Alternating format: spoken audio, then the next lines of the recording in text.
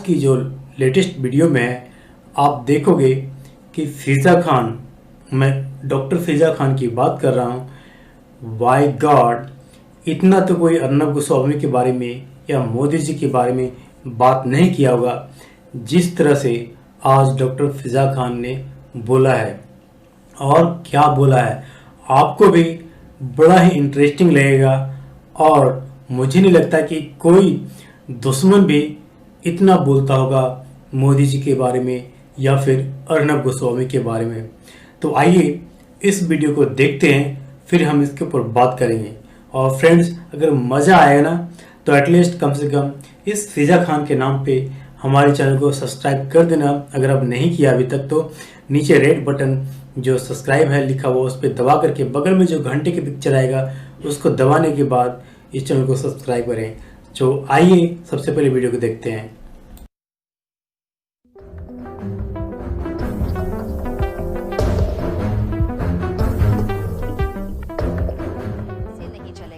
नाज़रीन, भारत का सबसे बड़ा कसाब मोदी, जो पाकिस्तान के खिलाफ, मुसलमानों के खिलाफ मनफी प्रोपेगेंडा करता है, हमेशा करता है, जो आए दिन कश्मीर में मुसलमानों पर जुल्म के पहाड़ तोड़ता है, जन्नत नज़ीर वादी में खून की नदियां बहाता है और इसका इल्जाम भी पाकिस्तान पर लगाता है। अपना मकरू और गंदा चेहरा छुपाने के लिए वो इल्जामात का सहारा लेता है।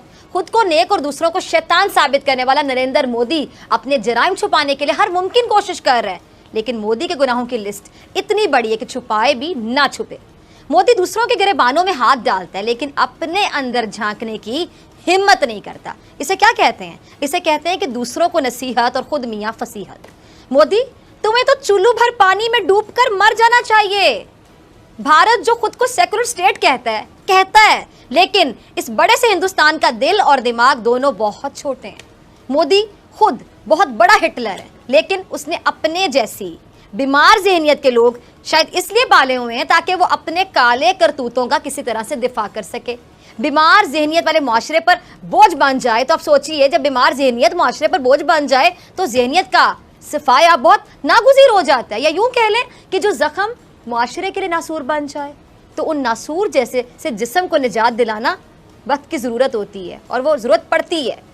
भारत में एक ऐसा शख्स जो इंसान कहलाने के लायक नहीं है, इंसानियत पर वो कह लें कि बदनुमा दाग है, जिसकी दुनिया में आपको कोई मिसाल ढूंढ के भी मिसाल नहीं मिलेगी। हैवानियत में उसने वो मिसाली रिकॉर्ड कायम किए हैं जो शायद रहती दुनिया तक टूट ना सके, को तोड़ ना सके।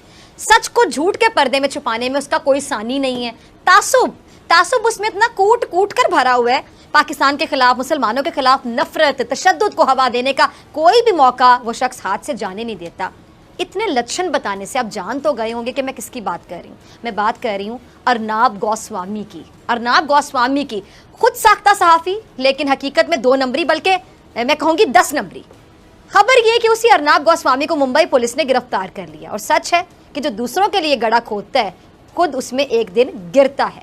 भारतीय मीडिया अर्नब गोस्वामी की गिरफ्तारी की कहानी किस तरह बयान कर रहा है, जरा सुनिए। यूँ बयान कर रहा है कि जी, एक आर्किटेक्ट फर्म, उसके मैनेजिंग डायरेक्टर 53 साला अनवे और उनकी वालिदा ने 2018 में खुदकुशी की थी। और इस हवाले से खबरें सामने आई थी कि अर्नब गोस्वामी के चैनल ने अनवे को एक बड़ी रकम अदा करनी थी जो इस जालिम आदमी ने अदा नहीं की और अनवे का हक मार लिया। इसके अलावा दीगर 2 और कंपनीज है जिन्होंने आर्किटेक्ट डिजाइनर को रकम की अदायगी नहीं की थी। अब तीनों की रकम मिलाकर 5 करोड़ से भी ज्यादा की बनती है। 5 करोड़ से ज्यादा, आपने सही सुना। अर्नब गोस्वामी ने एक स्टूडियो बनाया और उसकी डिजाइनिंग का जो काम है वो अनवे की कंपनी को दिया। ठीक है जी। जब अर्नब ने स्टूडियो से अपना चैनल बना लिया तो उसने अनवे को धमकियां देनी शुरू कर दी कि अगर पैसे मांगोगे तो मैं अपने चैनल के जरिए तुम्हें बदनाम कर दूंगा। अब भारतीय मीडिया के मुताबिक अर्नब के बदतरीन रवैये की वजह से आर्किटेक्ट डिजाइनर अनवे और उनकी वालिदा ने 2018 में फार्म हाउस पर खुदकुशी की और पुलिस को अनवे के हाथ से एक पर्चा भी मिला था जिसमें उन्होंने उन तीनों कंपनीज पर रकम की अदम अदायगी का इल्जाम आयद किया था और मतलूबा रकम ना मिलने पर उन्होंने और वालिदा ने तंग आकर खुदकुशी कर ली।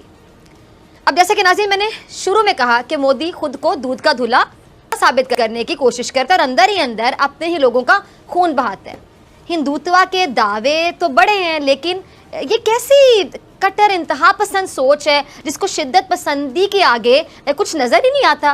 मतलब नाम नेहाद शाइनिंग इंडिया में इंसाफ आखिर किस चिड़िया का नाम है?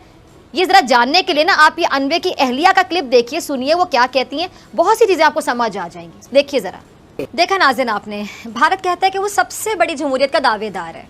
भारत में मोदी का पैदा किया हुआ वो घुटन ज़दा माहौल है, जहां वो सिर्फ मुसलमानों की नहीं, सिर्फ मुसलमानों ही नहीं बल्कि अपनी हिंदू बिरादरी की सांसें भी तंग कर रहे हैं। भारत वो मुल्क है जहां इंसाफ का आए रोज गला घूंटा जाता है। अनवे की अहलिया ने वाक़े पर अर्नाब गोस्वामी और दीगर जो 2 अफराद हैं इनके खिलाफ मुकदमा दर्ज करवाया था, जिसमें उन्होंने अपने शौहर और सास की मौत की वजह उन 3 अफराद को करार दिया था। भारतीय मीडिया के मुताबिक अनवे के हाथ से जो मिलने वाला नोट है उसकी बुनियाद पर पुलिस ने अर्नाब गोस्वामी और जो दीगर 2 अफराद हैं उनके खिलाफ मुकदमा दर्ज किया, जिसमें उनकी गिरफ्तारी भी अमल में लाई गई है। अच्छा नाज़रीन, ये जिस सुसाइड नोट का जिक्र हो रहा है ये आप टीवी स्क्रीन पर भी देख सकते हैं। इसमें वाज़े तौर पर अर्नाब गोस्वामी का नाम लिखा हुआ है, जो कि पढ़ा जा सकता है, देखा जा सकता है। इस नोट में ये बात दर्ज है कि अर्नाब ने अनवे के पैसे अदा नहीं किए, जिसकी वजह से वो खुदकुशी कर रहा है। अब नाज़रीन देखा आपने, ये है इस शख्स का असल चेहरा। अर्नाब वो शख्स है कि जब वो मीडिया स्क्रीन पर बैठकर दूसरों को भाषण देता है, बल्कि अपने प्रोग्राम में सिर्फ भाषण ही देता है, किसी की सुनता तो नहीं है, खुद ही बोलता रहता है अपने प्रोग्राम में, किसी को बोलने का मौका ही नहीं देता और दूसरों पर शिद्दत पसंदी के इल्जाम लगाता है, दूसरों को झूठा और खुद को सच का नुमाइंदा जाहिर करने की अदाकारी करता है। अदाकारी, लेकिन हकीकत में खुद सबसे बड़ा जालिम, कातिल भी। ये देखे ना, कातिल है, ये झूठा है, शिद्दत पसंद है, जालिम है, कातिल है ये शख्स जिसका नाम है अर्नाब गोस्वामी। ये है मोदी के भारत का इंसाफ। और अनवे की अहलिया ये वाजे कह चुकी हैं कि अर्नाब के खिलाफ 2 साल पहले FIR दर्ज करवाई थी और उनको पूरे 2 साल में इंसाफ नहीं मिला, बल्कि इस खातून को भी कत्ल की धमकियां देता रहा। लेकिन अब ऊंट पहाड़ के नीचे आ गए। ऊंट तो खैर एक बड़ा शरीफ जानवर है, ये अर्नाब तो गीदड़ है। ये सुनकर गीदड़ को भी अपनी तौहीन, अपनी बेइज्जती महसूस हो कि उसे किस घटिया चीज के साथ मिलाया जा रहा है, यानी गीदड़ भी खुद को इससे बेहतर समझेगा। पुलिस ने जब इस फ्रॉडिये को, कातिल को गिरफ्तार करने पहुंची, तो उसने यहाँ पे भी आपको पता है अपना एंकरिंग वाला मंजन बेचने की पूरी कोशिश शुरू कर दी थी। किस तरह? अच्छा, अब ये इल्जाम फिर भी इस तरफ से लगाया गया कि जी पुलिस जबरदस्ती घर में घुसी और इसको गिरफ्तार कर लिया, जैसे दुनिया का बड़ा मासूम शख्स है ये, हालांकि हकीकत में कातिल है, जालिम है, शिद्दत पसंदी फैलाता है, फ्रॉडिया है ये, जिसको पुलिस पकड़ कर ले गई। अब कभी आपने देखा होगा इस वीडियो में, अभी भी साथ ही वीडियो चल रही, देखिए जरा, कभी ये सोफे पर बैठ के सोशल डिस्टेंसिंग रखने का ड्रामा करता है, यानी अपना डरौना चेहरा छुपाने के लिए कोरोना वायरस का सहारा ले रहा है।